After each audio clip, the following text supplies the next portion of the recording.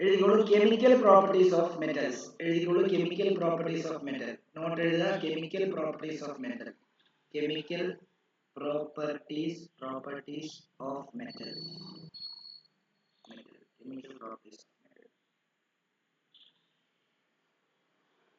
അതിൽ ആദ്യത്തെ chemical property നമ്മൾ പറഞ്ഞു ഫിസിക്കൽ പ്രോപ്പർട്ടി എന്ന് പറയുമ്പോഴത്തേക്കും മെറ്റൽസ് നമുക്കറിയാം എന്താ മെറ്റല് മാലിബിൾ ആണ്. അതേപോലെ തന്നെ മെറ്റൽ എന്താണ് മെറ്റലിന് കുറേ ഫിസിക്കൽ പ്രോപ്പർട്ടീസിനെ പറ്റി നമ്മൾ പറഞ്ഞു. മെറ്റൽ ഡക്റ്റൈൽ ആണ്, അതായത് അടിച്ചു പകർത്തി മെറ്റലിനെ ഷീറ്റ് ആക്കാൻ പറ്റും, വയറിന്റെ രൂപത്തിലാക്കാൻ പറ്റും. അതേപോലെ മെറ്റൽ രണ്ടെണ്ണം ഇടിച്ചു കഴിഞ്ഞാൽ ശബ്ദം കേൾക്കുന്നത് സോണറസ് എന്നാണ് പറയുന്നത്. പിന്നെ മെറ്റൽ ഹാർഡാണ്, metal high melting point boiling point ആണ്. ഇതിന് നേരെ ഓപ്പോസിറ്റ് ആണ് നോൺ മെറ്റൽ. നോൺ മെറ്റലിനെ മാലിബിൾ അല്ല, ഡക്റ്റൈൽ അല്ല, സോണറസ് അല്ല. അതേപോലെ തന്നെ എന്താണ് മെറ്റൽ നോൺ മെറ്റൽസ് ഈ പറഞ്ഞ പോലെ ഹാർഡ് ആയിട്ടുള്ളതല്ല. പക്ഷെ അവിടെ എക്സെപ്ഷൻസ് ഉണ്ടെന്നുള്ള കാര്യം നമ്മൾ പഠിച്ചു. അതേപോലെ തന്നെ metals good conductors of heat and electricity ആണ്. Non metals good conductors of heat and electricity അല്ല. മെറ്റൽസ് തിളങ്ങുന്നതാണ്, ലസ്റ്ററസ് ആണ്. നോൺ മെറ്റൽസ് തിളങ്ങുന്നത് ഇല്ല. പക്ഷെ എക്സെപ്ഷൻ ഉണ്ട് അവിടെ. ഈ നമ്മൾ കഴിഞ്ഞ ദിവസം പറഞ്ഞ പോലെ തന്നെ ഐഡിൻ, അതേപോലെ ഡയമണ്ട്. ഡയമണ്ട് എന്ന് പറയുമ്പോൾ ഡയറക്റ്റ് ഒരു ഇതല്ല, കാർബണിന്റെ ഒരു ഫോം ആണെന്നുള്ളതാണ്. ഓക്കെ, അപ്പൊ അതൊക്കെയായിരുന്നു കഴിഞ്ഞ ദിവസം പഠിച്ചത്. അപ്പൊ ഇന്ന് നമ്മൾ അതിന്റെ കെമിക്കൽ പ്രോപ്പർട്ടീസ്. കെമിക്കൽ പ്രോപ്പർട്ടീസ് എന്ന് പറഞ്ഞാൽ ഒരു മെറ്റല് നമ്മൾ വേറൊരാളുമായിട്ട് റിയാക്ട് ചെയ്ത് കഴിഞ്ഞാൽ എന്ത് സംഭവിക്കും എന്നുള്ള കാര്യങ്ങൾ, കെമിക്കലി അതിനുള്ളിൽ എന്താണ് സംഭവിക്കുന്നത് എന്നുള്ള കാര്യങ്ങളാണ് നമുക്ക് ഇപ്പം ഒരു ഉദാഹരണം പറയുകയാണെങ്കിൽ നമ്മൾ എന്താണ് ആസിഡ് എടുത്തിട്ട് ആസിഡിനകത്ത് വെള്ളം ഒഴിക്കുമെന്ന് വിചാരിച്ചു. ഒറ്റ പൊട്ടിത്തെറിയ ആസിഡും വെള്ളവും നമ്മൾ റിയാക്ട് ചെയ്തിട്ട് എക്സോതെർമിക് റിയാക്ഷൻ, കെമിക്കൽ റിയാക്ഷൻ. മനസ്സിലായി? അതിനകത്ത് എന്തൊക്കെയോ റിയാക്ഷൻസ് നടക്കുന്നുണ്ട്. ആ റിയാക്ഷൻസിന്റെ ഭാഗമായിട്ട് അവിടെ എക്സോതെർമിക്, അതായത് huge amount of heat produce ചെയ്യുകയും അതിന്റെ ഭാഗമായിട്ട് അവിടെ ഒരു പൊട്ടിത്തെറി ഉണ്ടാവുകയും ആസിഡൊക്കെ നമ്മുടെ ദേഹത്ത് തെറിച്ചിട്ട് ആസിഡ് വെച്ച് നമ്മുടെ ശരീരം കൊള്ളാനും അവിടെ കാരണമാകും. അതേപോലെ തന്നെ പല ഇപ്പം നമ്മള് നമ്മുടെ വീട്ടില് എന്താണ് ഇപ്പൊ ഉപ്പ് തന്നെ ഇപ്പൊ ആസിഡിനകത്ത് അങ്ങനെ എന്തെങ്കിലുമൊക്കെ ഒരു ഇതിനകത്തോട്ട് ഇടുന്ന സമയത്ത് അവിടെ അല്ലെങ്കിൽ പോട്ടെ നമ്മുടെ നാരങ്ങാവെള്ളം ഉണ്ടാക്കുന്ന സമയത്ത് സോഡ ഒഴിച്ചിട്ട് അതിനകത്ത് നമ്മള് ഉപ്പിടുന്ന സമയത്ത് അവിടെ ഒരു പത പോലെ പൊങ്ങി വരത്തില്ലേ? അതൊരു കെമിക്കൽ റിയാക്ഷൻ ആണ്. അതെന്തുകൊണ്ടാണെന്ന് ചോദിച്ചു കഴിഞ്ഞാൽ അവിടെ കാർബൺ ഡൈ ഓക്സൈഡ് ഉണ്ട് സോഡയ്ക്കകത്ത്. കാർബൺ ഡൈ ഓക്സൈഡ് നിറച്ചിരിക്കുന്നത്. അതിനകത്ത് ഉപ്പിടുന്ന സമയത്ത് ഇത് കാർബണേറ്റ്സ് ആയിട്ട്, അതായത് അതിന്റെ ഹൈഡ്രജൻ കാർബണേറ്റ് ആയിട്ട്, അതായത് ആസിഡ് ആയിട്ട് മാറുക, ഒരു ഡൈല്യൂട്ട് ആയിട്ട്. അതായത് വീക്ക് ആസിഡ് ആണ് H2CO3 എന്ന് പറയുന്നത്, കാർബോണിക് ആസിഡ്. അപ്പൊ കാർബോണിക് ആസിഡ് ആയിട്ട് മാറുന്നതുകൊണ്ടാണ് അവിടെ എന്ത് ചെയ്യുന്നത്, പത വരുന്നത്. അപ്പൊ ഓരോന്നിനും, അതായത് മെറ്റൽ ആണെങ്കിലും നോൺ മെറ്റൽ ആണെങ്കിലും ഇന്ന ആൾക്കാരുമായിട്ട് റിയാക്ട് ചെയ്യുന്ന സമയത്ത് അവിടെ പല അതിന് ചിലപ്പോൾ അതിന് കളറിനുള്ള ചേഞ്ച് ഉണ്ടാവും, ചിലപ്പോൾ ഈ പറഞ്ഞ പോലെ തന്നെ പത വരും, ചിലപ്പം കട്ടിക്ക് എന്തെങ്കിലും സബ്സ്റ്റൻസ് ഫോം ആയിട്ട് കിടക്കും അതിനകത്ത്. അങ്ങനെയുള്ള പല മാറ്റങ്ങൾ അതിനുണ്ട്. അപ്പൊ ആ മാറ്റങ്ങളെ പറ്റിയാണ് നമ്മൾ എന്ത് ചെയ്യുന്നത്, കെമിക്കൽ പ്രോപ്പർട്ടീസിനകത്ത് പഠിക്കാൻ പോകുന്നത്. അപ്പൊ ആദ്യമായിട്ട് നമ്മൾ മെറ്റലിന്റെ കെമിക്കൽ പ്രോപ്പർട്ടിയാണ് പഠിക്കാൻ പോകുന്നത്. മെറ്റൽ ഓക്സിജനുമായിട്ട് റിയാക്ട് ചെയ്താൽ എന്ത് സംഭവിക്കും? ഇപ്പൊ ഞാൻ നമ്മുടെ എല്ലാം കഴുത്തിൽ എഴുതിയിരിക്കുന്ന അല്ലെങ്കിൽ കയ്യിലൊക്കെ എഴുതുന്ന നമ്മുടെ ഗോൾഡ്. ഈ ഗോൾഡ് നമുക്കറിയാം ഓക്സിജനുമായിട്ട് റിയാക്ട് ചെയ്യുന്ന കാര്യമാണ്. ഗോൾഡ് ഒരു മെറ്റലാണ്. മെറ്റൽ ഓക്സിജനുമായിട്ട് റിയാക്ട് ചെയ്യണമെങ്കിൽ ഗോൾഡ് എന്ന് പറയുന്ന ആള് ഓക്സിജനുമായിട്ട് റിയാക്ട് ചെയ്ത് കഴിഞ്ഞാൽ പ്രത്യേകിച്ച് അവിടെ വലിയ റിയാക്ഷൻ ഒന്നും നടക്കാനില്ല. അങ്ങനെ റിയാക്ഷൻ നടക്കുവാണെങ്കിൽ നമുക്ക് ഗോൾഡ് കഴുത്തിലിട്ട് നടക്കാൻ പറ്റത്തില്ല, ശരിയല്ലേ? നേരെ മറിച്ച് മെറ്റലിനകത്തെ സോഡിയം എന്ന് പറയുന്ന ആളിനെയോ അല്ലെങ്കിൽ പൊട്ടാസ്യം എന്ന് പറയുന്ന ആളിനെയോ ഓക്സിജനുമായിട്ട് ഒന്ന് കോണ്ടാക്ട് കൊണ്ടുവരാൻ പോലും പറ്റത്തില്ല. അതുകൊണ്ടാണ് ഞാൻ കഴിഞ്ഞ ദിവസം പറഞ്ഞത് ഓക്സിജനെയും അതേപോലെ സോഡിയത്തിനെയും പൊട്ടാസ്യത്തിനെയും ഒക്കെ നമ്മൾ കെറസിൻ, മണ്ണെണ്ണയ്ക്കകത്താണ് സൂക്ഷിക്കുന്നത്. കാരണം എന്താണെന്ന് ചോദിച്ചു കഴിഞ്ഞാൽ എയറുമായിട്ട് എപ്പോൾ കോണ്ടാക്ട് വരുന്നു അപ്പോൾ പൊട്ടിത്തെറിക്കുന്നത്, കത്തിപ്പോകും. അപ്പൊ അത് ശരിക്കും പറഞ്ഞാൽ അവിടെ കെമിക്കൽ റിയാക്ഷൻ ഓക്സിജനുമായിട്ട് ഈ സോഡിയവും പൊട്ടാസ്യവും അതേപോലെ തന്നെ എന്താണ് കാൽസ്യം അങ്ങനെയുള്ള ആൾക്കാരൊക്കെ പെട്ടെന്ന് റിയാക്ട് ചെയ്യും. സോഡിയവും പൊട്ടാസ്യവും ഭയങ്കരമായിട്ട് റിയാക്ട് ചെയ്യും. ഓക്കെ, അപ്പം ആദ്യം നമ്മൾ അതാണ് എഴുതാൻ പോകുന്നത്, റിയാക്ഷൻ ഓഫ് എന്താണ്. ഇപ്പൊ ജോയിൻ ചെയ്ത ആൾക്കാര് കഴിഞ്ഞ ദിവസം ബാക്കിയായിട്ട് പഠിപ്പിച്ചതിന്റെ ഭാഗമായിട്ട് കെമിക്കൽ പ്രോപ്പർട്ടീസ് എഴുതുക. കെമിക്കൽ പ്രോപ്പർട്ടീസ് എഴുതുക. ഒന്നാമത് എഴുതിയിട്ട് reaction of metal with oxygen. Reaction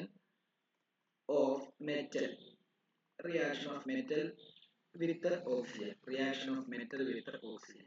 ഓക്സിജനുമായിട്ട് metals എങ്ങനെയാണ് റിയാക്ട് ചെയ്യുന്നത്? അപ്പൊ ഒരു ജനറൽ ഇക്വേഷൻ എഴുതാം. മെറ്റൽസ് ഓക്സിജനുമായിട്ട് റിയാക്ട് ചെയ്യുകയാണെങ്കിൽ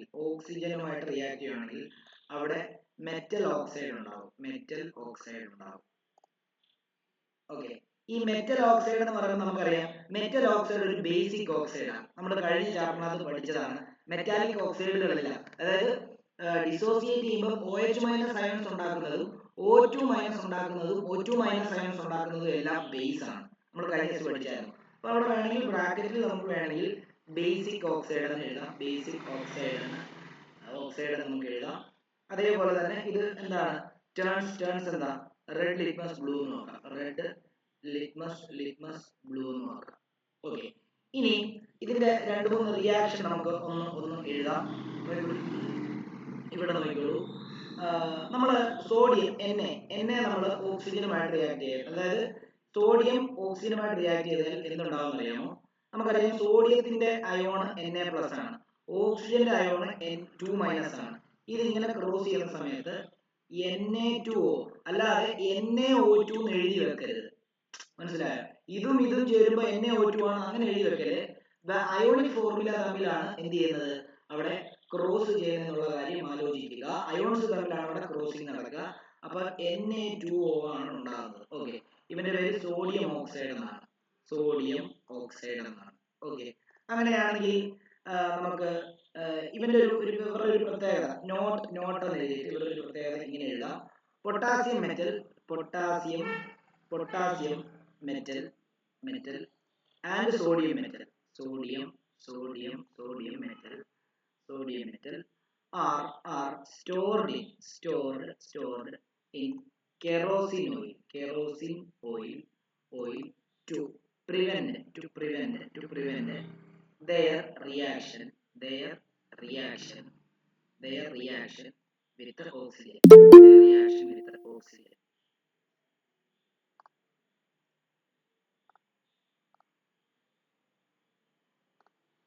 Their reaction with the oxygen. അല്ലെങ്കിൽ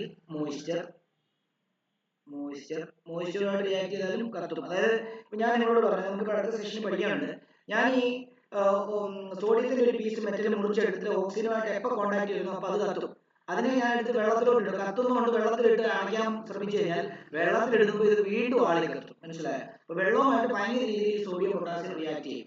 വെള്ളമാണെങ്കിലും ഓക്സിജൻ ആണെങ്കിലും റിയാക്ട് ചെയ്യും. അപ്പൊ അതുകൊണ്ടാണ് അതിനെ കെറോസിൻ ഓയിലിനകത്ത് എന്ത് ചെയ്യുന്നത്, നമ്മൾ സ്റ്റോർ ചെയ്യുന്നത് എന്നുള്ള കാര്യം ആലോചിച്ചു. അതേപോലെ കാർബൺ ഡൈ ഓക്സൈഡുമായിട്ട് റിയാക്ട് ചെയ്യും. നമുക്കറിയാം അറ്റ്മോസ്ഫിയറിൽ ഈർപ്പം ഉണ്ടാവും, ഓക്സിജൻ ഉണ്ട്, കാർബൺ ഡൈ ഓക്സൈഡ് ഉണ്ട്. ഈ 3 ആൾക്കാരുമായിട്ടും ഈ സോഡിയം പൊട്ടാസ്യം റിയാക്ട് ചെയ്യുന്നുള്ള കാര്യം നിങ്ങൾ മനസ്സിലാക്കണം. ആൻഡ് കാർബൺ ഡൈ ഓക്സൈഡ് അതേപോലെ തന്നെ നമുക്ക് ഇതിന്റെ വണ്ണം നോക്കണേ. നമ്മൾ ഇതിന്റെ ഒന്നാമത്തെ, ഇതിന്റെ രണ്ടാമത്തെ നമ്മൾ മഗ്നീഷ്യത്തിനെ പറ്റിയാണ്. മഗ്നീഷ്യം ഒരു മെറ്റലാണ്. മഗ്നീഷ്യം ഓക്സിജനുമായിട്ട് റിയാക്ട് ചെയ്യുകയാണെങ്കിൽ എന്താ സംഭവിക്കുന്നത്? അപ്പം on heating magnesium metal in air, it produce intense heat and light to form basic oxide. അതായത് സിമ്പിൾ ആയിട്ട് പറയുകയാണെങ്കിൽ മഗ്നീഷ്യം ഓക്സിജനുമായിട്ട് റിയാക്ട് ചെയ്യുകയാണെങ്കിൽ മഗ്നീഷ്യം ഓക്സൈഡ് ഉണ്ടാവും. MgO2 എന്ന് എഴുതി വെക്കില്ല. കാരണം എന്താ, മഗ്നീഷ്യത്തിന്റെ വാലൻസി Mg2+, അയോണിക് ഫോർമുല. ഓക്സിജന്റെ അയോണിക് ഫോർമുല O2- ആണ്. അപ്പൊ മഗ്നീഷ്യം ഓക്സിജനും റിയാക്ട് ചെയ്യുമ്പോൾ അതിന്റെ അയോൺസ് തമ്മിലാണ് റിയാക്ട് ചെയ്യുന്നത്. ഇപ്പൊ രണ്ടും സെയിം വാലൻസി ആയതുകൊണ്ട് എന്താണ്, MgO എന്നായിരിക്കും വരുന്നത്, മഗ്നീഷ്യം ഓക്സൈഡ് ആയിരിക്കും ഉണ്ടാകുന്നത്. ഓക്കെ ആണല്ലോ? ഓക്കെ. അങ്ങനെയാണെങ്കിൽ ഇവിടെയും ഒരു പ്രത്യേകതയുണ്ട്. ഇതിനകത്തൊരു ഇതെന്താ അറിയോ, നേരത്തെ സോഡിയം പൊട്ടാസ്യം ഓക്സിജനുമായിട്ട് റിയാക്ട് ചെയ്യാൻ നമ്മൾ അതിനെ ഹീറ്റ് ചെയ്യേണ്ടായിരുന്നു. പക്ഷെ മഗ്നീഷ്യം ഓക്സിജനുമായിട്ട് റിയാക്ട് ചെയ്യണമെന്നുണ്ടല്ലോ, മഗ്നീഷ്യം റിബൺ ആയിട്ടായിരുന്നു. ആ റിബണിനെ നമ്മൾ ഹീറ്റ് ചെയ്യണം, എന്നാലേ ഓക്സിജനുമായിട്ട് റിയാക്ട് ചെയ്തിട്ട് മഗ്നീഷ്യം ഓക്സൈഡ് ഉണ്ടാകുള്ളൂ. അതിൽ നിന്ന് മനസ്സിലാക്കാൻ പറ്റുന്നത് സോഡിയവും പൊട്ടാസ്യവും ചുമ്മാ ഇരിക്കുമ്പോൾ ഓക്സിജനുമായിട്ട് റിയാക്ട് ചെയ്യും. പക്ഷെ മഗ്നീഷ്യത്തിനെ നമ്മളൊരു ഹീറ്റ് കൊടുത്തിട്ട് കത്തിച്ചാൽ മാത്രമേ ഓക്സിജനുമായിട്ട് റിയാക്ട് ചെയ്യുള്ളൂ. അതിനർത്ഥം എന്താണ്, മഗ്നീഷ്യം മറ്റേതിനേക്കാളും റിയാക്ടിവിറ്റി കുറഞ്ഞ ആളായതുകൊണ്ട് ഇതിനെ കത്തിച്ച് വേണം എന്ത് ചെയ്യാൻ വേണ്ടി, നമുക്ക് അതിനെ റിയാക്ട് ചെയ്യിപ്പിക്കാൻ വേണ്ടി, ചൂടാക്കിയിട്ട് വേണം റിയാക്ട് ചെയ്യിക്കാൻ വേണ്ടി. അപ്പം മഗ്നീഷ്യത്തിന് മറ്റേ രണ്ടുപേരെയും കമ്പയർ ചെയ്യുമ്പോൾ റിയാക്ടിവിറ്റി കുറവാണെന്നുള്ള കാര്യം ഇതിൽ നിന്ന് മനസ്സിലാക്കാം. ഓക്കെ ആണല്ലോ? അതും നമ്മളിവിടെ നോട്ട് എന്ന് പറഞ്ഞ് മെൻഷൻ ചെയ്യാം. Since heat is required for the reaction of magnesium with oxygen. Magnesium with oxygen. It means that magnesium is less reactive than sodium. സോഡിയത്തിനെക്കാട്ടിലും വളരെ കുറവായിരിക്കും. Sodium and potassium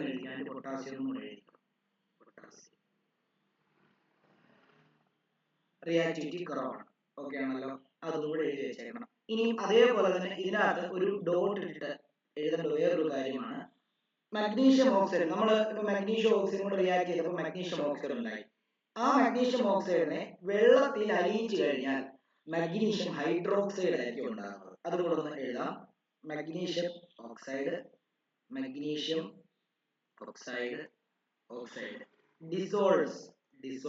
dissolves in water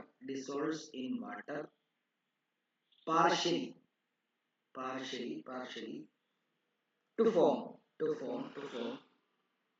magnesium hydroxide. അതായത് MgO നെ നമ്മൾ H2O, അതായത് magnesium ഉണ്ടായ magnesium ഓക്സൈഡിനെ വാട്ടറിനകത്ത് dissolve ചെയ്ത് പാർഷ്യലായിട്ട് dissolve ചെയ്തിട്ട് MgOH2 ഉണ്ടാവും. അതെങ്ങനെ MgOH2 ഉണ്ടാകുന്നത്? ഇതിനകത്ത് അയോൺസ് ഏതൊക്കെയാ? ഇതിനകത്ത് അയോൺസ് Mg2+ O2-. ഇതിനകത്ത് വാട്ടറിനകത്ത് അയോൺ ഏതൊക്കെയാ? H+ OH-. അപ്പൊ എന്ത് ചെയ്യും? ഈ Mg2+ നേരെ ഈ OH- ആയിട്ട് റിയാക്ട് ചെയ്യുകയാണ്, പോസിറ്റീവ് നെഗറ്റീവ്. അപ്പൊ Mg2+ OH- റിയാക്ട് ചെയ്ത് കഴിഞ്ഞാൽ ഇതിങ്ങനെ ക്രോസ് ചെയ്യുമ്പോൾ എന്ത് വരും? MgOH2 വരും. അതാണ് ഇവിടെ കൊടുത്തിരിക്കുന്നത്. ഇതൊന്നും എഴുതണ്ട, ഞാൻ ജസ്റ്റ് നിങ്ങൾക്ക് മനസ്സിലാക്കാൻ വേണ്ടി പറഞ്ഞതേ ഉള്ളൂ. ഇത് ശരിക്കും പറഞ്ഞാൽ ഒരു റിയൽ ബേസ് ആണ്. MgOH ഹൈഡ്രോക്സൈഡ് അയോൺ വന്നുകൊണ്ട് തന്നെ ഇതിനെ ഒരു ബേസ് ആയിട്ട് നമുക്ക് വേണമെങ്കിൽ എഴുതാം. ഇതൊരു ബേസ് ആണ്. അപ്പൊ നമ്മള് മെറ്റൽ ഓക്സിജനുമായിട്ട് റിയാക്ട് ചെയ്യുന്ന റിയാക്ഷൻ പഠിച്ചുകൊണ്ടിരിക്കുന്നത്. അതിൽ സോഡിയം പൊട്ടാസ്യവും ഓക്സിജനുമായിട്ട് റിയാക്ട് ചെയ്യുമ്പോൾ എന്താ സംഭവിക്കുന്നത് നമ്മൾ പഠിച്ചു. മഗ്നീഷ്യം ഓക്സിജനുമായിട്ട് റിയാക്ട് ചെയ്യുമ്പോൾ എന്താണ് സംഭവിക്കുന്നത് എന്നുള്ള കാര്യം നമ്മൾ പഠിച്ചു. ഇനി നമ്മൾ അടുത്ത എടുക്കാൻ പോകുന്നത് അലൂമിനിയം. അലൂമിനിയം ഒരു മെറ്റലാണ്, ശരിയല്ലേ? അലൂമിനിയം, അപ്പൊ 3 നമ്പർ ഇടാം. അലൂമിനിയം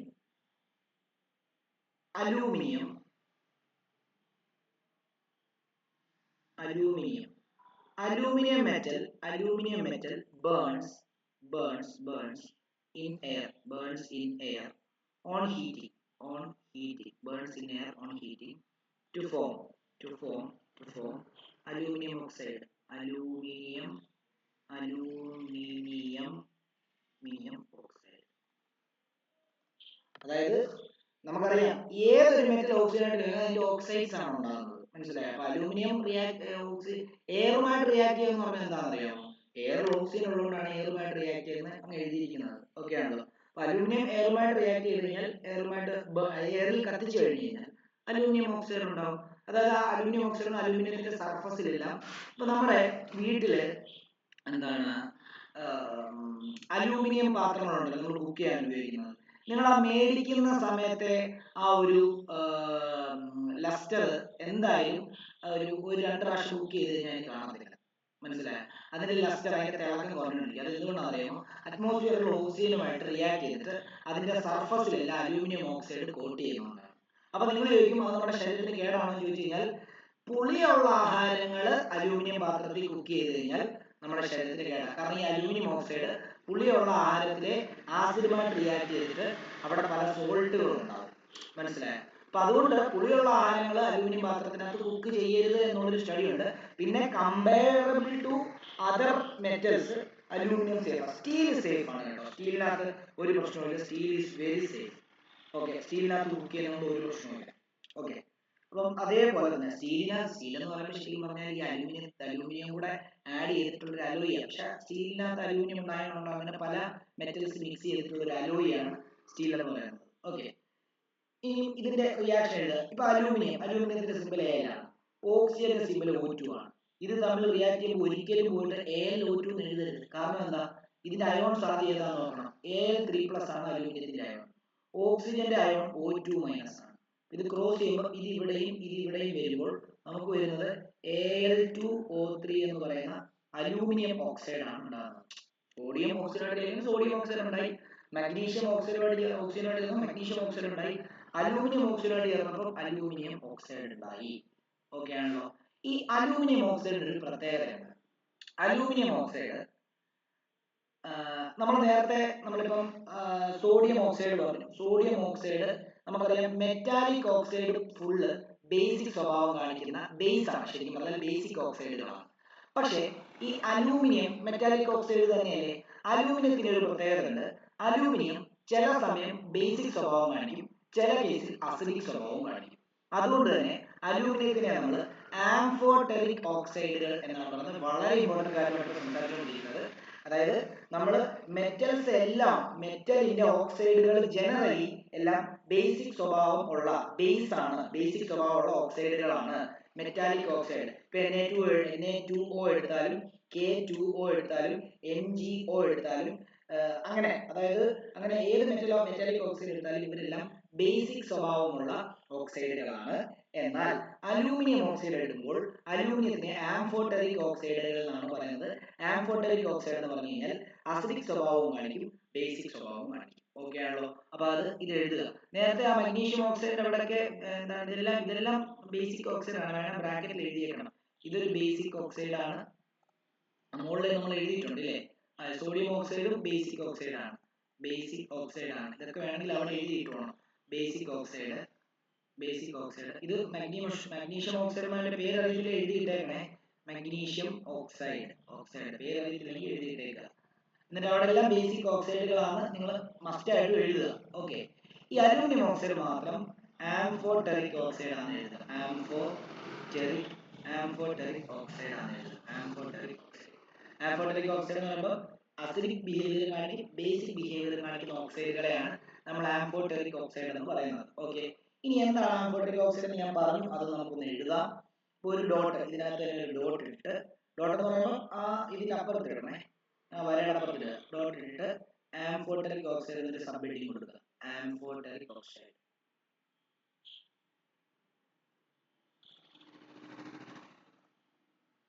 ഓക്സൈഡ് എഴുതി കൊടുക്കുക. എന്നിട്ട് ഒരു അണ്ടർലൈൻ ചെയ്തിട്ട് ഇങ്ങനെ എഴുതുക. എന്താ?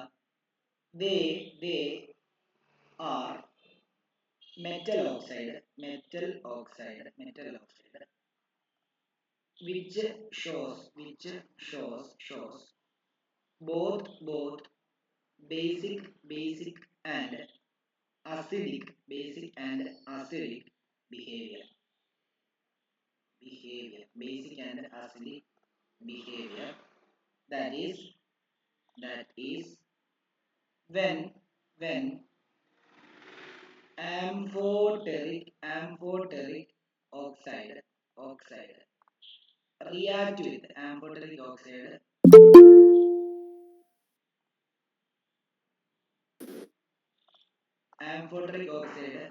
react with when amphoteric oxide react with an acid. നമുക്കറിയാം, നമ്മൾ കഴിഞ്ഞ ആസിഡ് ബേസ് സോൾട്ടിനകത്ത് നമ്മൾ റിയാക്ഷൻ പഠിച്ചാണ്, ഓർക്കുന്നുണ്ടോ? ആസിഡ് ബേസുമായിട്ട് റിയാക്ട് ചെയ്താൽ ഉണ്ടാകുന്നത് സോൾട്ടും വാട്ടറും ആയിരിക്കും. ബേസ് ആസിഡുമായിട്ട് റിയാക്ട് ചെയ്താലും ഉണ്ടാകുന്നത് സോൾട്ടും വാട്ടറും ആയിരിക്കും. അപ്പം ഈ ആംഫോടെറിക് ഓക്സൈഡ് രണ്ട് സ്വഭാവം കാണിക്കത്തില്ലേ? അപ്പം ഈ ആംഫോടെറിക് ഓക്സൈഡ് ഒരു ആസിഡുമായിട്ട് റിയാക്ട് ചെയ്താൽ അവിടെ സോൾട്ടും വാട്ടറും ഉണ്ടാവും, ഒരു ബേസുമായിട്ട് റിയാക്ട് ചെയ്താലും സോൾട്ടും വാട്ടറും ഉണ്ടാവും. കാരണം എന്താ? ഇത് ബേസുമായിട്ട് റിയാക്ട് ചെയ്യുന്ന സമയത്ത് ഇത് അസിഡിക് പ്രോപ്പർട്ടി കാണിക്കും, ആസിഡുമായിട്ട് റിയാക്ട് ചെയ്യുന്ന സമയത്ത് ഇത് അതിന്റെ ബേസിക് പ്രോപ്പർട്ടി കാണിക്കും. അതുകൊണ്ടാണ് സോൾട്ടും വാട്ടറും ഉണ്ടാകുന്നത്. ശരിയല്ലേ? അപ്പൊ അതാണ് നമ്മൾ ഇവിടെ എഴുതാൻ പോകുന്നത്. That is when amphoteric oxide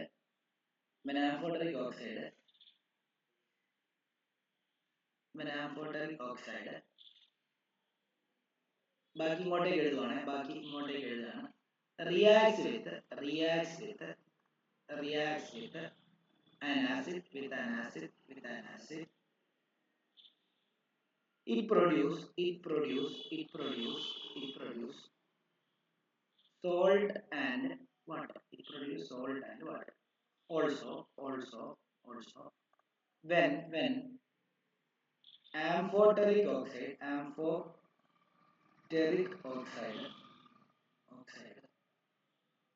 reacts with base also it produce salt and water. നമുക്ക് പഠിക്കാനുള്ളത് രണ്ട് ആംഫോട്ടറിക് ഓക്സൈഡിനെ പറ്റിയാണ് പഠിക്കാനുള്ളത്. ഒന്ന് അലൂമിനിയം ഓക്സൈഡ്, എക്സാമ്പിൾ എന്ന് എഴുതിയിട്ട് Al2O3. പിന്നെ സിങ്കിന്റെ ഓക്സൈഡും ആംഫോട്ടറിക് ആണ്, ZnO. ഇത് സിങ്ക് ഓക്സൈഡ് ആണ്. ഇവർ രണ്ടുപേരും ആംഫോട്ടറിക് ആണ്. അതായത് ആസിഡ് സ്വഭാവം ബേസിക് സ്വഭാവം കാണിക്കും. ബേസുമായിട്ട് റിയാക്ട് ചെയ്യുമ്പോൾ ആസിഡായിട്ട് ബിഹേവ് ചെയ്തിട്ട് സോൾട്ട് മാത്രം ഉണ്ടാവും. ആസിഡുമായിട്ട് റിയാക്ട് ചെയ്യുന്ന സമയത്ത് ഇത് ബേസിക് സ്വഭാവം കാണിച്ചിട്ട് അപ്പോഴും സോൾട്ട് മാത്രം ഉണ്ടാവും. അത് നമുക്ക് രണ്ടും പഠിക്കാനുണ്ട്. ഓക്കെ ആണല്ലോ. അപ്പം നമുക്ക് വേണമെങ്കിൽ ഇവിടെ ഇങ്ങനെ എഴുതാം, അതായത് ഇങ്ങനെ എഴുതാം. ഇത് എഴുതി കഴിഞ്ഞു.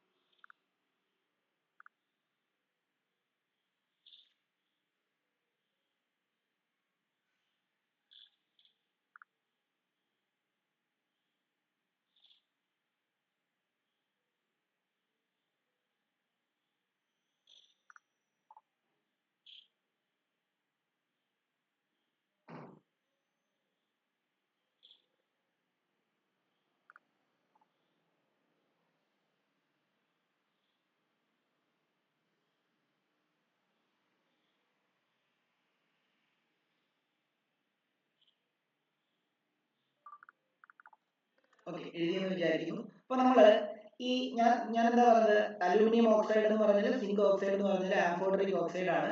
ഈ ആംഫോട്ടറിക് ഓക്സൈഡുകൾക്ക് ഒരു പ്രത്യേകതയുണ്ട്. അസിഡിക് ബിഹേവിയർ കാണിക്കും, ബേസിക് ബിഹേവിയർ കാണിക്കും. അപ്പം നമുക്ക് അറിയാവുന്ന ഒരു കാര്യം, ഇപ്പം ഉദാഹരണം എഴുതല്ലേ, നിങ്ങൾക്ക് മനസ്സിലാക്കാൻ വേണ്ടി പറയുന്നതാണ്. ഇപ്പൊ ഒരു ആസിഡ് HCl ഒരു ബേസുമായിട്ട് റിയാക്ട് ചെയ്യുക, NaOH ആയിട്ട് റിയാക്ട് ചെയ്യുക, എന്താ ഉണ്ടാകുന്നത്? സോൾട്ട് ആൻഡ് വാട്ടർ അല്ലേ ഉണ്ടാകുന്നത്.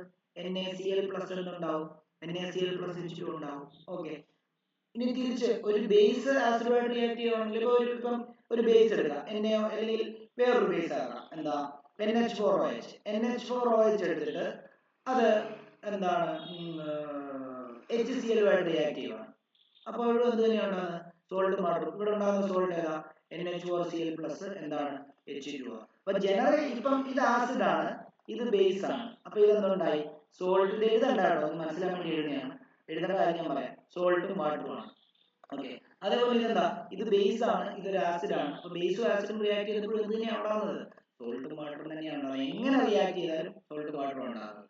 അപ്പം സയന്റിസ്റ്റുകൾ ഇതുമായിട്ട് ബന്ധപ്പെട്ട എക്സ്പെരിമെന്റ് ചെയ്ത് നോക്കിയപ്പോൾ, അതായത് Al2O3 എടുത്തിട്ട് ഒരു ആസിഡിനകത്ത് മിക്സ് ചെയ്തപ്പോഴും ഉണ്ടാകുന്ന സോൾട്ടും വാട്ടറും ആണ്, Al2O3 എടുത്തിട്ട് ഒരു ബേസിനകത്ത് മിക്സ് ചെയ്തപ്പോഴും ഉണ്ടാകുന്ന സോൾട്ടും വാട്ടറും ആണ്. അപ്പൊ അവർക്ക് മനസ്സിലായി ഇവന്മാര് ആസിഡ് സ്വഭാവം കാണിക്കും, ബേസിക് സ്വഭാവം കാണിക്കും. അതുകൊണ്ടാണ് അങ്ങോട്ടും ഇങ്ങോട്ടും റിയാക്ട് ചെയ്യുന്ന സമയത്ത് സോൾട്ടും വാട്ടറും തന്നെ ഉണ്ടാകുന്നത്. ഓക്കെ ആണല്ലോ. അത് നമുക്ക് ഒന്ന് എഴുതാം. അതായത് ഒരു ഡോട്ട് ഇടുക, ഒരു ഡോട്ട് ഇട്ട് എഴുതാനുള്ളത്, ഇത് കഴിഞ്ഞിട്ട് എഴുതാനുള്ളത് aluminium oxide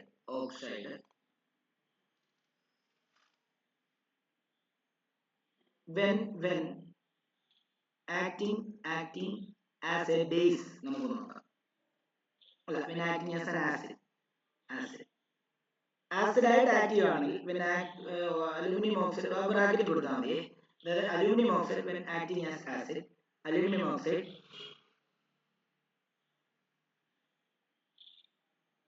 reacts with sodium hydroxide. Sodium hydroxide എന്ന് പറഞ്ഞു കഴിഞ്ഞാൽ നമുക്കറിയാം ഒരു ബേസ് ആണ്. അപ്പം aluminium oxide react with sodium hydroxide to form, നമ്മളിത് പണ്ട് പഠിച്ചാണ്, ആ ആസിഡ് ബേസ് സോൾട്ടിനകത്ത് പഠിച്ചാണ്, സോഡിയം അലൂമിനേറ്റ് ഉണ്ടാവും. വെരി ഇമ്പോർട്ടന്റ് ആയിട്ടുള്ള ഒരു കൺസെപ്റ്റ് ആണ് പറയുന്നത്. അലൂമിനേറ്റ് ഉണ്ടാവും, സോഡിയം അലൂമിനേറ്റ്. ഇതൊരു സോൾട്ട് ആണ്. പ്ലസ് എന്തുണ്ടാവും? And water. ഓക്കെ, അതിന്റെ റിയാക്ഷൻ എഴുതാം. Al2O3 plus sodium hydroxide NaOH ഇല്ലേ?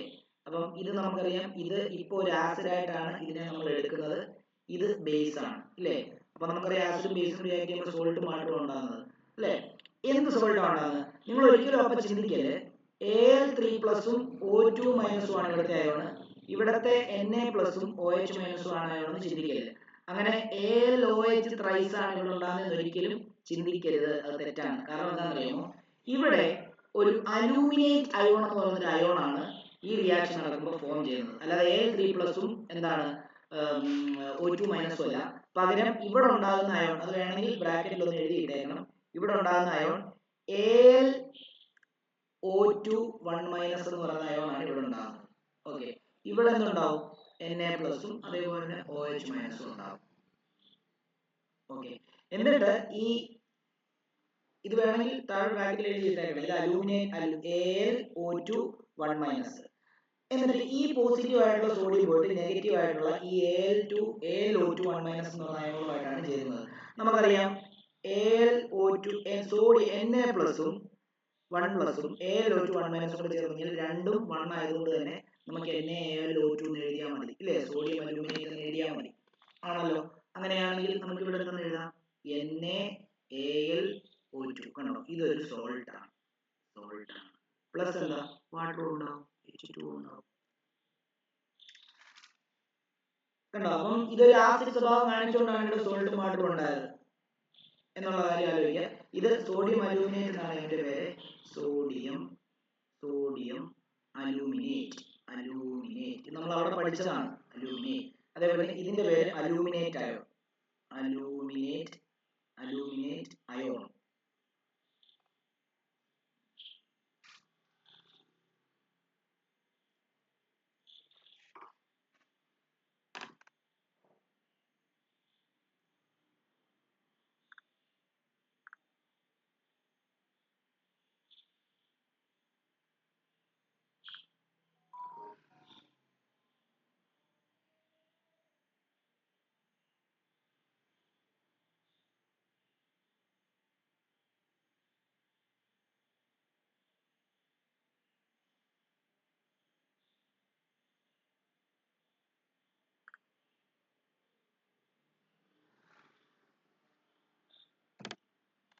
ഓക്കെ, ഇപ്പം അലൂമിനിയം ഓക്സൈഡ് ആസിഡ് ആയിട്ട് ആക്ട് ചെയ്തപ്പോഴാണ് സോൾട്ട് വാട്ടർ ഉണ്ടായത്. ഇനി അലൂമിനിയം ഓക്സൈഡ് ബേസ് ആയിട്ട് ആക്റ്റീവ് ആണെങ്കിൽ എന്താ ഉണ്ടാകുന്നത് നമുക്ക് നോക്കാം. അലൂമിനിയം ഓക്സൈഡ് ഒരു ഡോട്ട് എഴുതിയോ, അലൂമിനിയം ഓക്സൈഡ്, അലൂമിനിയം ഓക്സൈഡ് ബ്രാക്കറ്റില് വെൻ ആക്ടിങ് ആസ് ബേസ്. നേരത്തെ ആസിഡ് ആയിട്ടായിരുന്നു ആക്ട് ചെയ്തത്. റിയാക്ട്സ് വിത്ത് ബ്രാക്കറ്റ് ക്ലോസ് ചെയ്യുക, എന്നിട്ട് എഴുതുക reacts with hydrochloric acid,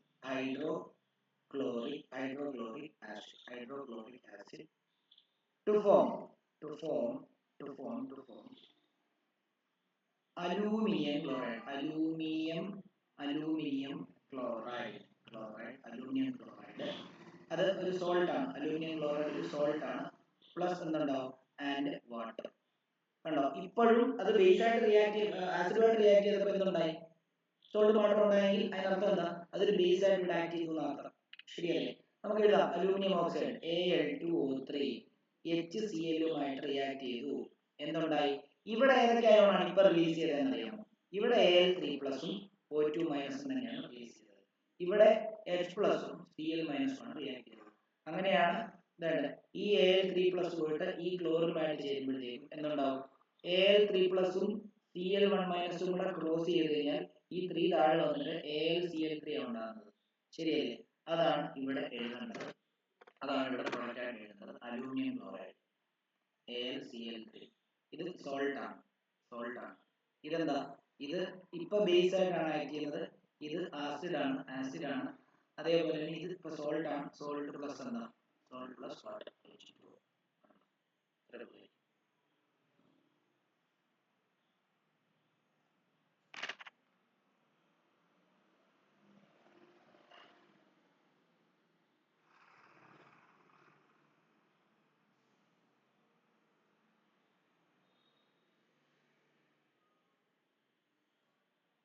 അതായത് Al3+ Cl- ആയിട്ട് റിയാക്ട് ചെയ്യുന്ന പോലെ തന്നെ H പോയിട്ട് H+ പോയിട്ട് O2- ആയിട്ട് റിയാക്ട് ചെയ്യുമ്പോഴാണ് അല്ല റിയാക്ട് ചെയ്യുമ്പോൾ ചേരുമ്പോഴാണ് എന്താണ് H2O ഉണ്ടാകുന്നത്. ഓക്കെ, അതൊന്ന് ആലോചിച്ച് വെച്ചേക്കാം.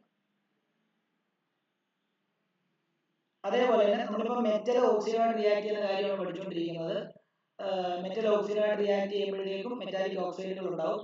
ആ മെറ്റാലിക് ഓക്സൈഡുകളുടെ സ്വഭാവങ്ങളും ഒക്കെയാണ് നമ്മൾ പഠിച്ചുകൊണ്ടിരിക്കുന്നത്. ഇനി അടുത്ത ഒരു മെറ്റൽ എടുക്കുകയാണ് സിങ്ക്. സിങ്ക് എയറുമായിട്ട് കത്തിച്ച് കഴിഞ്ഞാൽ എന്തുണ്ടാവും? സിങ്ക് ഓക്സൈഡ് ഉണ്ടാവും. സിങ്ക് ഓക്സൈഡിന്റെ ഒരു പ്രത്യേകത നമ്മൾ പറഞ്ഞത് എന്താ? സിങ്ക് ഓക്സൈഡ് ഒരു ആംഫോട്ടറിക് ഓക്സൈഡ് ആണ്, അല്ലേ? അപ്പം അതിന്റെയും നമ്മൾ രണ്ട് റിയാക്ഷൻ എഴുതി പഠിക്കേണ്ടി വരും. ഇത് രണ്ടും പരീക്ഷയ്ക്ക് മസ്റ്റ് ആയിട്ട് ചോദിക്കും കേട്ടോ. എല്ലാ ബോർഡ് എക്സാമിനും ഈ ഇപ്പൊ നമ്മൾ പഠിപ്പിച്ച രണ്ട് ഇക്വേഷൻസ്, അതേപോലെ നമ്മളിപ്പോൾ പഠിപ്പിക്കാൻ പോകുന്ന രണ്ട് ഏതെങ്കിലും നാലെണ്ണത്തിൽ ഏതെങ്കിലും രണ്ടെണ്ണം പരീക്ഷയ്ക്ക് എപ്പോഴും ചോദിക്കാറുള്ളത് പഠിച്ചിരിക്കണം. അറിയത്തില്ലെങ്കിൽ തുറന്ന് ചോദിക്കാം. അപ്പൊ 4 നമ്പർ ഇട്ടിട്ട് zinc zinc metal burns in air only on strong heating.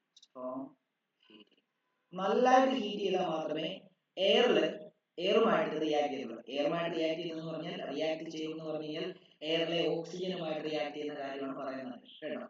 Zinc metal burns in air only on strong heating to form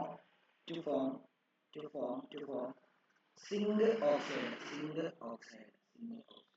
അതായത് ZnO2 ചേരുമ്പോൾ ZnO ഉണ്ടാവും. ഈ ZnO അപ്പൊ അതെങ്ങനെയാ ഉണ്ടാകുന്നത്? സിങ്കിന്റെ സിങ്ക് അയൺ Zn2+ ഓക്സിജന്റെ O2- അയണും തമ്മിലാണ് കമ്പയർ ചെയ്യുന്നത്. ഇങ്ങനെ വരുമ്പോൾ ഇത് രണ്ടും കൊണ്ട് ഒരു പക്ഷേ രണ്ട് സെയിം നമ്പർ ആയതുകൊണ്ട് നമ്മൾ അത് എഴുതില്ല. അങ്ങനെയാണല്ലോ നമ്മൾ യൂഷ്വലി പഠിച്ചിരിക്കുന്നത്. അപ്പം സിങ്ക് ഓക്സൈഡ് ഉണ്ടാവും. സിങ്ക് ഓക്സൈഡിന്റെ ഇതും എന്ത് തന്നെയാണ്? ഇതും ആംഫോടെറിക് ആണ്. ആംഫോടെറിക് ഓക്സൈഡ് ആണ്. ഇവന്മാരെ അസിഡിക്കും ബേസിക്കും സ്വഭാവം കാണിക്കും. അപ്പൊ ആ രണ്ട് റിയാക്ഷൻ കൂടെ നമുക്ക് എഴുതാം. ഇതിനകത്ത് ഒരു ഡോട്ട് ഇട്ടിട്ട് zinc oxide when acting as base ആയിട്ട് ആക്ട് ചെയ്യുമ്പോൾ zinc oxide reacts with hydrochloric acid. Hydrochloric acid react ചെയ്യുമ്പോൾ to form zinc chloride. Salt and water. അപ്പം നമുക്ക് എഴുതാം സിങ്ക് ഓക്സൈഡ് എന്ന് പറയുമ്പോൾ ZnO ആണ്. ZnO ഇപ്പൊ എന്തായിട്ടാണ് ബിഹേവ് ചെയ്യുന്നത്? ഇപ്പം ബേസ് ആയിട്ടാണ് ബിഹേവ് ചെയ്യുന്നത്. അത് നമ്മുടെ HCl-യുമായിട്ട് റിയാക്ട് ചെയ്യുക. HCl ആസിഡ് ആണ്. അപ്പൊ എന്തുണ്ടാവും? സോൾട്ട് ഏതാ? നമുക്കറിയാം ഇവിടെ ഇൻവോൾവ് ചെയ്യുന്ന അയോൺ Zn2+ O2-. ഇവിടെ ഇൻവോൾവ് ചെയ്യുന്ന അയോൺ H+ഉം Cl-. ഒബ്വിയസ്ലി ഒരു പോസിറ്റീവ് ആൻഡ് നെഗറ്റീവ് അയോണായിട്ടേ ചേർത്തുള്ളൂ. Zn പോയിട്ട് Cl-ആയിട്ട് ചേരും, H+ പോയിട്ട് O2- ആയിട്ട് ചേരും. അപ്പം എന്താണ് ഉണ്ടാകുന്നത്? Zn2+ഉം Cl1- കൂടെ കമ്പൈൻ ചെയ്ത് കഴിഞ്ഞാൽ ഈ 2 ഇവിടെ താഴെ വരും. അപ്പൊ ZnCl2, അതിനെയാണ് സിങ്ക് ക്ലോറൈഡ് എന്ന് പറയുന്നത്. അതൊരു സോൾട്ട് ആണ്. ഓക്കെ, അപ്പം ZnCl2 ഇത് ഒരു സോൾട്ട് ആണ്. പ്ലസ് എന്താ? വാട്ടർ.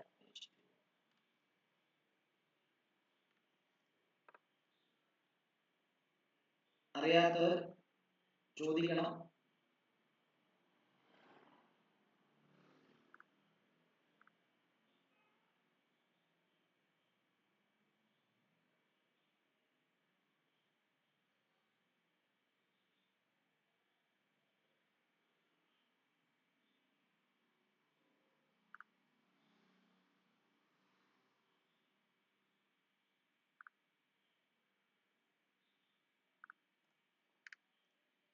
അതേപോലെ തന്നെ സിങ്ക് ഓക്സൈഡ് ഒരു ആസിഡായിട്ട് ആക്ട് ചെയ്ത് കഴിഞ്ഞാൽ അത് ഒരു ബേസുമായിട്ട് റിയാക്ട് ചെയ്യുമ്പോഴും സോൾട്ടും വാട്ടറും തന്നെയാണ് ഉണ്ടാകുന്നത്.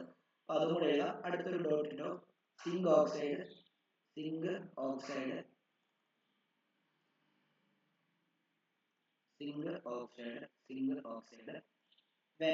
when acting as acid. അപ്പം സിങ്ക് ഓക്സൈഡ് ആസിഡായിട്ട് ആക്ട് ചെയ്യുമ്പോൾ reacts with എന്താണ് ഒരു ബേസ് സോഡിയം ഹൈഡ്രോക്സൈഡ് തന്നെയാണ്. reacts with sodium hydroxide. hydroxide. Sodium hydroxide react ചെയ്യുമ്പോൾ to form sodium sincate. Sodium നേരത്തെ എന്താണ് സോഡിയം അലൂമിനേറ്റ് എന്ന് പറഞ്ഞ പോലെ തന്നെ സോഡിയം സിങ്കേറ്റ് അങ്ങനെ ഒരു അയോൺ ഉണ്ട്. സിങ്കേറ്റ് എന്ന് പറഞ്ഞ അയോൺ, അലൂമിനേറ്റ് ALO2 1 മൈനസ് എന്ന് പറഞ്ഞ പോലെ തന്നെ സിങ്കേറ്റ് എന്ന് പറയുന്ന ഒരു അയോൺ കൊണ്ട് പറഞ്ഞുതരാം. സോഡിയം സിങ്കേറ്റ് ഓൾറെഡി നമ്മൾ ഫസ്റ്റ് ചാപ്റ്റർ പഠിപ്പിച്ചപ്പോൾ ഇതെല്ലാം പറഞ്ഞാണ്, ഈ അയോൺസിന്റെ കാര്യങ്ങളെല്ലാം പറഞ്ഞാണ് ഡീറ്റെയിൽ ആയിട്ട്. സോഡിയം സിങ്കേറ്റ് ആൻഡ് വാട്ടർ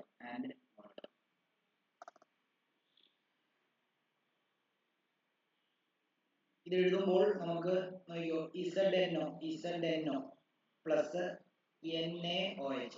ZNO നമുക്കറിയാം, ZNO എന്താ? ZNO ഇപ്പൊ ആക്ട് ചെയ്യുന്നത് ഒരു ആസിഡ് ആയിട്ടാണ്. NaOH എന്താ? NaOH ഒരു ബേസ് ആണ്.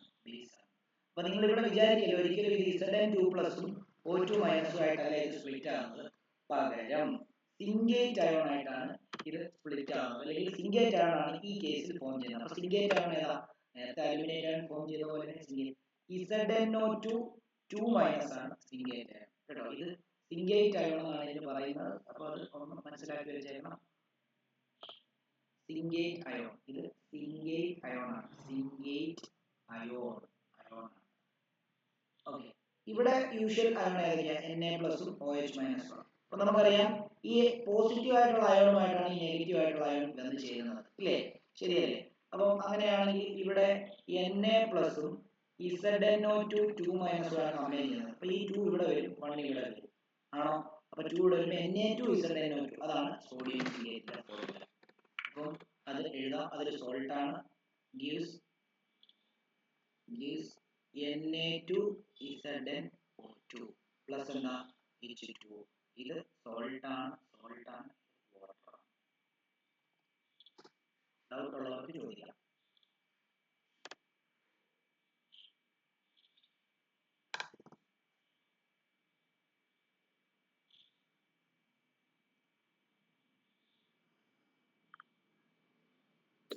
Sir, ZnO different അല്ലേ? കേട്ടില്ല. ZnO ഡിഫറെന്റ് ഡിഫറെന്റ് ആയിട്ടല്ലേ എടുക്കുന്നത്? അല്ല, അതാ ഈ കേസിൽ നമ്മൾ പറഞ്ഞില്ല, നമ്മൾ ജനറലി ചിന്തിക്കുന്നത് ZnO സ്പ്ലിറ്റ് ചെയ്ത് കഴിഞ്ഞാൽ Zn2 പ്ലസും O2 മൈനസും മാത്രമാണ് അയോൺ ആയിട്ട് ഉണ്ടാകുന്നതെന്നാണ്. അങ്ങനല്ലേ നിങ്ങൾ സ്കൂളിലൊക്കെ പഠിപ്പിച്ചേ? പക്ഷേ എന്റെ നിങ്ങൾ ഇപ്പൊ ജോയിൻ ചെയ്ത പിള്ളേരല്ലേ, ഇത് ഓൾറെഡി ഞാനിത് ആണോ ശ്രേയ? നമ്മൾ ഫസ്റ്റ് പഠിപ്പിച്ചപ്പോൾ സിങ്കേറ്റിനെ പറ്റിയും അലൂമിനേറ്റിനെ പറ്റിയും പഠിപ്പിച്ചായിരുന്നോ ശ്രേയ? പഠിപ്പിച്ചു. അന്ന് ഞാൻ പറഞ്ഞത് എന്തുവാ, നമുക്ക് ഭാവിയിൽ ഇങ്ങോട്ട് അടുത്ത ചാപ്റ്ററുകളിൽ ഇങ്ങനെ പഠിക്കാൻ വരുമെന്നും ഈ അയോൺസ് മസ്റ്റ് ആയിട്ട് പഠിക്കണമെന്ന് പറഞ്ഞാണോ? ആണോ? ദേവജിത്തുണ്ടോ? സായി ഉണ്ടോ? രോഹിത് ഉണ്ടോ? ഇത് പഠിപ്പിച്ചായിരുന്നോ സിങ്കേറ്റിനെ പറ്റിയൊക്കെ? അക്ഷിത പഠിപ്പിച്ചായിരുന്നോ? ഓർക്കുന്നുണ്ടോ? ഡീൻ പഠിപ്പിച്ചായിരുന്നു. അപ്പം കേട്ടോ, നമ്മുടെ ആശിഷിനോടും പുതിയതായിട്ട് ജോയിൻ ചെയ്ത കുഞ്ഞുങ്ങളോടുമാണ് ഞാൻ പറയുന്നത്. അതായത് ZnO എന്ന് പറയുന്നത് സ്പ്ലിറ്റ് ആകുന്നത് Zn2 പ്ലസും O2 മൈനസും ആയിട്ടാണ്. അതിനകത്ത് പ്രശ്നങ്ങളില്ല. പക്ഷെ അവിടെ ഒരു അയോണിന്റെ പോസിബിലിറ്റിയും കൂടെ ഉണ്ട്. ZnO2 2 മൈനസ് എന്ന് പറയുന്ന അയോണും കൂടെ ഉണ്ടാകാൻ ചില കേസിൽ. ഓക്കെ, ജനറൽ കേസിൽ ഇതേ ഉണ്ടാകുള്ളൂ, പക്ഷെ ഇവിടത്തെ പോലെ തന്നെ ഉള്ള കേസുകൾ. അതുകൊണ്ടാണ് ഈ സിങ്ക് ഓക്സൈഡും അലൂമിനിയം ഓക്സൈഡും ഇങ്ങനത്തെ അയോൺ ഫോം ചെയ്യുന്നതുകൊണ്ടാണ് അത് രണ്ട് ബിഹേവിയറും കാണിക്കുന്നത്. അസിഡിക് ബിഹേവിയറും ബേസിക് ബിഹേവിയറും കാണിക്കുന്നത്. അതിവിടെ എക്സെപ്ഷനാണ്. മനസ്സിലാവുന്നുണ്ടോ ആശിഷിന്? നേരത്തെ നമ്മൾ പഠിച്ചത് AlO2 1 മൈനസ് എന്ന് പറഞ്ഞാണ് അലൂമിനേറ്റ് അയോൺ. അത് Al2O3 എന്ന് പറയുന്ന ആൾ സ്പ്ലിറ്റ് ആകുമ്പോൾ Al3 പ്ലസ് O2 മൈനസ് ഉണ്ടാകുന്നതിന്റെ കൂടെ ഈ അയോൺ ഉണ്ടാകാനുള്ള പോസിബിലിറ്റി ഉണ്ടെന്നുള്ള കാര്യം പഠിച്ചു വെച്ചേക്കുക.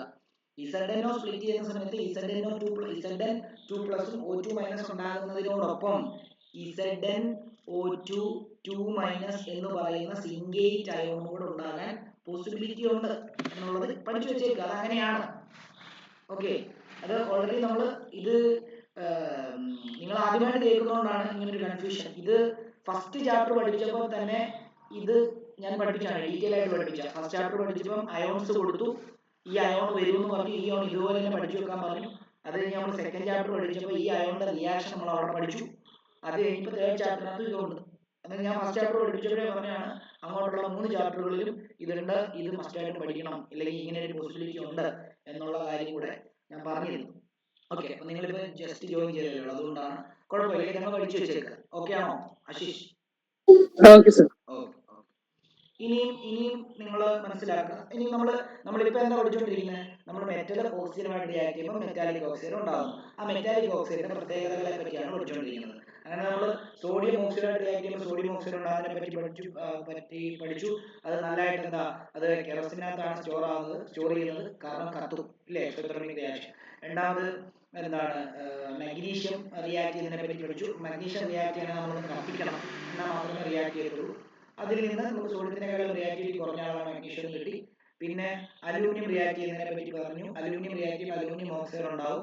അലൂമിനിയം ഓക്സൈഡ് ഒരു ആംഫോട്ടറിക് ഓക്സൈഡ് ആണ്. മറ്റേ മെറ്റാലിക് ഓക്സൈഡ് ജനറലി ബേസിക് ആണ്. അപ്പോൾ ഇവര് ആംഫോട്ടറിക് എന്ന് പറയാൻ കാരണം ഇവർ അസിഡിക്കും ബേസിക്കും ഒക്കെ കാണിക്കുന്നുണ്ട്. അതേപോലെ സിങ്ക് ഓക്സൈഡിനെ പറ്റി പഠിച്ചു. അതും ഈ പറഞ്ഞ ആംഫോട്ടറിക് ഓക്സൈഡ് ആണ്. അതെങ്ങനെയാണ് അങ്ങനെയൊക്കെയുള്ള കാര്യങ്ങളൊക്കെ പഠിച്ചു. ഓക്കെ, അതിന്റെ റിയാക്ഷൻസ് എല്ലാം പഠിച്ചു. ഇനി അഞ്ചാമത് കോപ്പർ. അഞ്ചെന്ന് എഴുതിയിട്ട് copper. Copper metal does not burns. Copper metal does not burns in air. Burns in air.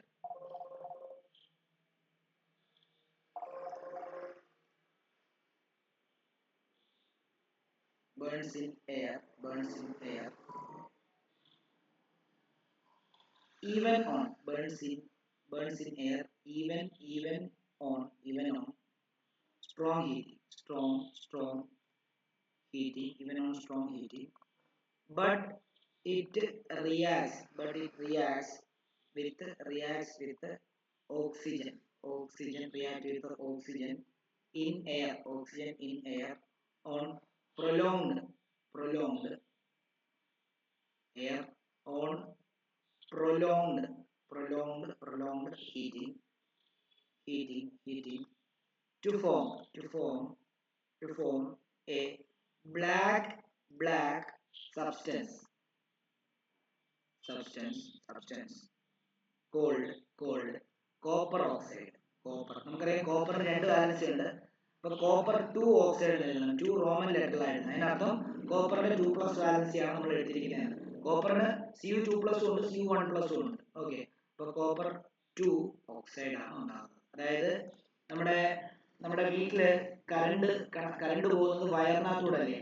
ആ വയറിന്റെ പ്ലാസ്റ്റിക് കോട്ടിംഗ് ഒന്ന് മാറ്റി കഴിഞ്ഞാൽ നിങ്ങൾക്ക് കാണാൻ പറ്റുന്ന കോപ്പർ ചെമ്പ് കമ്പികൾ.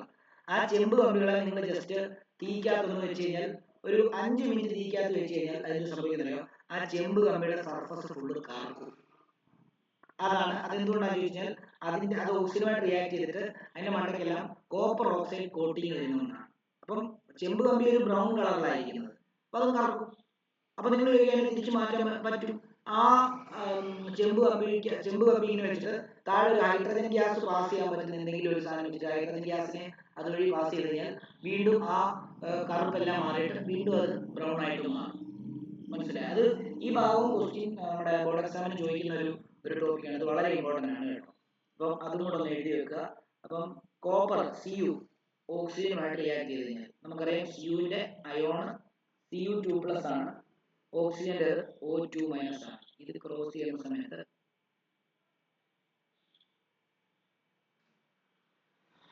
സമയത്ത് എന്താ വരുന്നത്? CuO തന്നെയാണ് വരുന്നത്. CuO എന്ന് പറഞ്ഞാൽ എന്താ? അതായത് Cu2+ O2- കൂടെ കമ്പൈൻ ചെയ്യുമ്പോഴാണ് രണ്ടും 2 ആയതുകൊണ്ട് ക്യാൻസൽ ആയി പോകുന്നതാണ്.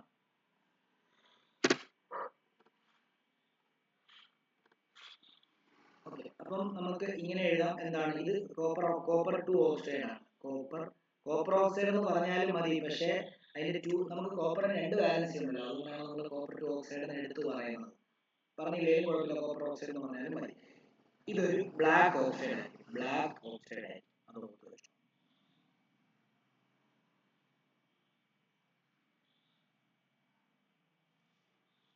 ഇനി വേണമെങ്കിൽ അതിന്റെ താഴെ എഴുതിയേക്കണം copper oxide, black copper oxide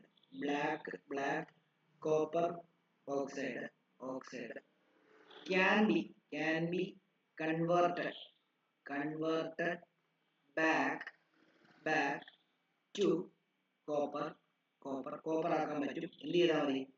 by reduction reaction with hydrogen. reaction with hydrogen.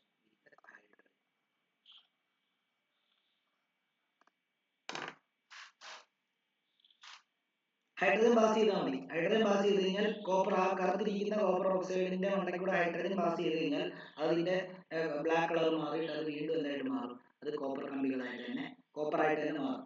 Just ഒരു കോട്ടിങ്, അല്ലാതെ ഈ ഫുള്ള് അത് കറുത്ത് കരിക്കട്ടായി പോകുന്നല്ല പറയുന്നത്. ആ ബ്രൗൺ ആയിട്ടിരിക്കുന്ന കമ്പികളുടെ മണ്ടയ്ക്ക് ഫുള്ള് എന്ത് ചെയ്യും? കറുത്ത കോട്ടിങ് ഉണ്ടാവും എന്നുള്ളതാണ്. കൺമഷി പോലെ ഇരിക്കും, കറക്റ്റ് കൺമഷി പോലെ ഇരിക്കും.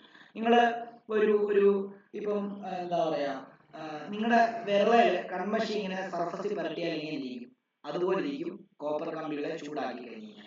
ഇനി നിങ്ങൾ ആ കൺമഷി സോപ്പിട്ട് കഴിഞ്ഞ് കഴിഞ്ഞാൽ നിങ്ങളുടെ കൈയുടെ പഴയ കളർ തിരിച്ചു കിട്ടും. അതേപോലെ തന്നെയാണ് ഹൈഡ്രജൻ പാസ് ചെയ്താൽ, നമ്മൾ കഴുകുന്നതിന് പകരം ഹൈഡ്രജൻ പാസ് ചെയ്ത് കഴിഞ്ഞാൽ ആ കോട്ടിങ് എല്ലാം പോയിട്ട് വീണ്ടും കോപ്പർ ആയിട്ട് തന്നെ മാറും. അത് റിഡക്ഷൻ റിയാക്ഷൻ എന്ന് പറയുന്നത്. കാരണം ഹൈഡ്രജൻ ആഡ് ചെയ്യുന്നത് റിഡക്ഷൻ ആണെന്നുള്ള കാര്യം നമ്മൾ ഫസ്റ്റ് ചാപ്റ്ററിനകത്ത് പഠിച്ചിരുന്നു.